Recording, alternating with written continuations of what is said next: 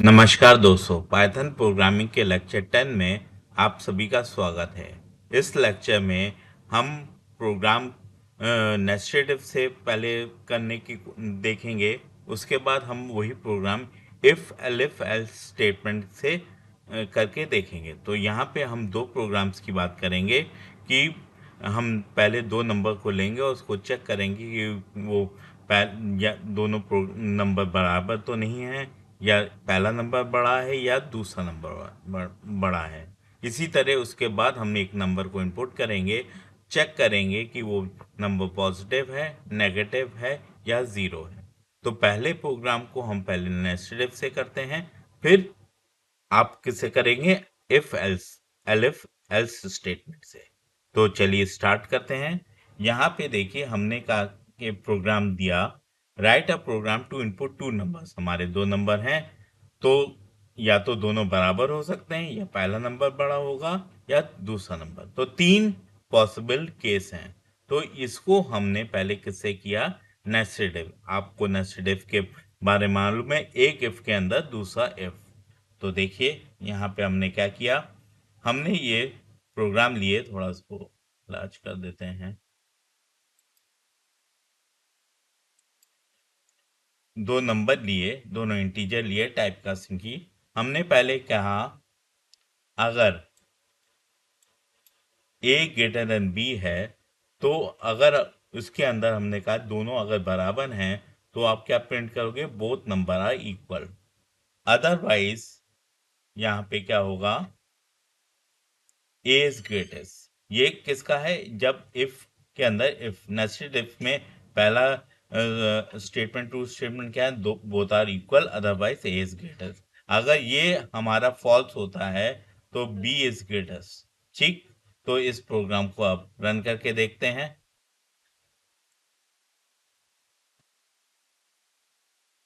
इसको हमने कॉपी किया, हमारा यहाँ पे प्रोग्राम है, इसको हमने दिया, तो दो नंबर को इनपुट किया। अब हमने कहा ठीक है, रन किया। हमने कहा पहला नंबर 10 है, दूसरा भी 10। तो अब यहाँ पे देखिए इसमें आएगा और दोनों को बराबर देखेगा। तो उसने कहा बोथ नंबर आर इक्वल। ठीक, अदरवाइज हमने क्या कहा? फिर से इसको रन करते हैं। अब हमने कहा इसको 20 और 10 इज ग्रेटेस्ट। ठीक, दूसरी का स्टेटमेंट हो गया। अब हमने कहा तीसरी बार हमने इसको 20 दिया और इसको लिया 40, तो अब बी इज ग्रेटेस्ट। ठीक है, तो यहाँ पे हमने एक नेस्टेड इफ की बात की। ठीक है, लेकिन हमने कहा इसमें एक इफ के अंदर दूसरा इफ लगाया, थोड़ा कभी कभी इसमें प्रॉब्लम होती है।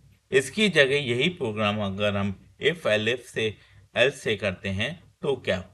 ठीक है, तो अब पहले समझते हैं इफ एलिफ होता क्या है। यहाँ देखिए, समझिएगा बात को। जब भी आप इफ एल्स की बात करते हैं, हम इसको यहाँ पे लेते हैं।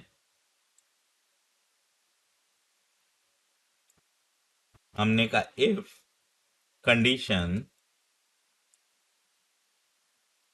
True statement else colon false statement. अभी तक जितने एल्स यूज किए हैं, एक इफ के साथ एक ही एल्स होता, और एल्स के साथ यहाँ पे आप कोई कंडीशन नहीं दे सकते थे। लेकिन जब हम इफ एलिफ की बात करते हैं, एलिफ बिना कंडीशन के नहीं चलता। तो एल इफ एलिफ में जितनी बार एलिफ आप मल्टीपल टाइम्स एलिफ यूज कर सकते हैं, जितनी बार भी एलिफ यूज करेंगे उसके साथ आप एक कंडीशन दोगे, और सारे इफ एलिफ जब कंप्लीट हो जाएंगे तब एल्स, मतलब इनमें से कोई नहीं। यहां देखिए, समझिएगा बात को। If elif else statement is a decision making statement. ये भी डिसीजन मेकिंग स्टेटमेंट है जो मल्टीपल कंडीशन को चेक करता है। तो ये condition check one by one करता है। As soon as find the condition it executes the corresponding block. उस ब्लॉक को वो एग्जीक्यूट कर देता है। और बाकी ब्लॉक को स्किप कर देता है। अब यहाँ देखिए सिंटैक्स, इफ के साथ कंडीशन होती है, अब एलिफ के साथ भी आपकी कंडीशन होती है। ठीक है, एलिफ के साथ अगर कंडीशन ट्रू है तो वो ब्लॉक करेगा, नहीं तो इस पे आएगा, ये ब्लॉक करेगा, और अदरवाइज कुछ नहीं हुआ तो एल्स। अब यहाँ पे एक इफ दूसरे इफ पे डिपेंड करता है। ठीक है, तो यहाँ फ्लो ऑफ एग्जीक्यूशन क्या है, देखिए इफ द कंडीशन इज, पहली कंडीशन चेक की फर्स्ट, अगर वो ट्रू होती है तो वो एग्जीक्यूट होगा, अगर फॉल्स होती है तो नेक्स्ट स्टेटमेंट को, नेक्स्ट एलिफ को चेक करेगा। अगर वो कंडीशन ट्रू है तो वो एग्जीक्यूट, अदरवाइज नेक्स्ट एलिफ। तो जितने एलिफ है वो चेक करता जाएगा, उसमें से अगर कोई कंडीशन सेटिस्फाई नहीं हुई तो लास्ट में एल्स चलेगा। यहाँ पे एल्स का मतलब क्या हुआ, ऊपर में से कोई नहीं। ठीक है, तो none of if elif condition true then the else block is executed। आशा करते हैं ये चीज क्लियर हुई होगी, नहीं क्लियर हुई तो मैं इसके नोट्स दूंगा, एक बार पढ़िएगा, कोई दिक्कत हो आप कमेंट सेक्शन में पूछ सकते हैं। ठीक है, तो अब हमने यही प्रोग्राम इफ एलिफ से किया है। हमने देखी यहाँ पे इफ के साथ कंडीशन दी। ठीक है, अगर ये नहीं हो तो एलिफ आएगा। यहाँ देखिए ए ग्रेटर देन बी, तो यहाँ पे पहली कंडीशन क्या है, बोथ आर इक्वल, दूसरी क्या है, या तो ए बड़ा होगा और अदरवाइज बी। तो ये अगर ये नहीं है तो ये होगा, ये नहीं है तो ये हो। ठीक है, तो इसको हम यहाँ पे देखते हैं। अब यहाँ पे हमने प्रोग्राम दिया, अब इनपुट तो वही है। अब हमने कहा अगर दोनों बराबर बोथ आर इक्वल, उसके बाद कोई स्टेटमेंट नहीं चेक करेगा, अगर ये कंडीशन ट्रू है तो एल्स फॉलो नहीं करेगा, और दोनों फॉल्स हैं तब एल्स करेगा। ठीक है, तो इसको सेव करके रन करते हैं। हमने कहा 10 और 10 बोथ आर इक्वल। ठीक है, फिर से इसको रन करते हैं। इस बार हमने कहा ए बड़ा होगा तो हमने कहा 20 और 10 एज ग्रेटर। तीसरी बार हमने रन किया, इस बार हमने किसको बड़ा किया, 20 एंटर 30, बी इज ग्रेटेस्ट।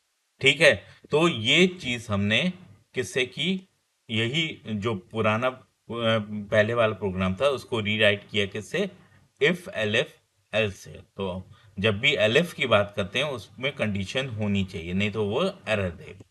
ठीक है, एल्स के साथ आप कंडीशन नहीं लगाते। ठीक है, तो अब ये दूसरा प्रोग्राम चेक करते हैं। ये पूरा हमने प्रोग्राम एलिफ से किया है, आप पहले इसको नेस्टेड इफ से कोशिश कर सकते हैं। तो हमने एक नंबर लिया, अगर ये पॉजिटिव ग्रेटर देन 0 तो पॉजिटिव है।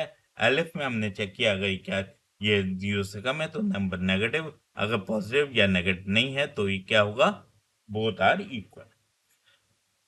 तो इसको देखते हैं, इसको हमने कॉपी किया और यहाँ पे हमने दे दिया। ठीक है, अब सेव किया, नंबर को पहले पॉजिटिव लिया, हमने कहा 7, नंबर पॉजिटिव है। उसके बाद फिर से रन किया, इस बार 0 दिया, नंबर इज 0, और तीसरी बार रन किया तो हमने माइनस दे दिया, -8, तो ये नंबर नेगेटिव। तो इफ एलिफ और एल्स का कॉन्सेप्ट मैंने यहाँ बताया, आशा करता हूँ आप लोग को क्लियर हुआ। तो आज हमने यहाँ पे इफ एलिफ का कॉन्सेप्ट तो पढ़ा है, लेकिन पहले देखा हमने जो ग्रेटेस्ट ऑफ टू नंबर्स में दो नंबर इनपुट करने पे जो तीन पॉसिबल वैल्यू हैं उनको कैसे अचीव किया यूजिंग नेस्टेड इफ।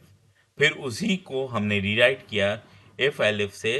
तो एलिफ इसमें एलिफ के साथ कंडीशन होती है, एल्स के साथ कंडीशन नहीं होती, और एक इफ के साथ मल्टीपल एलिफ हो सकते हैं, लेकिन जब भी हम बात करते हैं आपके एल्स की तो एक ही एल्स होगा, वो सबसे बाद में होगा। ठीक है, तो इस इफ एलिफ के प्रोग्राम्स जितने कोशिश कर सकते हैं करिए, कोई दिक्कत हो तो पूछिए मुझसे कमेंट सेक्शन में। नेक्स्ट लेक्चर में 11 लेक्चर में हम देखेंगे कि लॉजिकल ऑपरेटर और एलिफ कैसे साथ में काम करते हैं। तो तब तक के लिए प्रोग्रामिंग करते रहिए। धन्यवाद।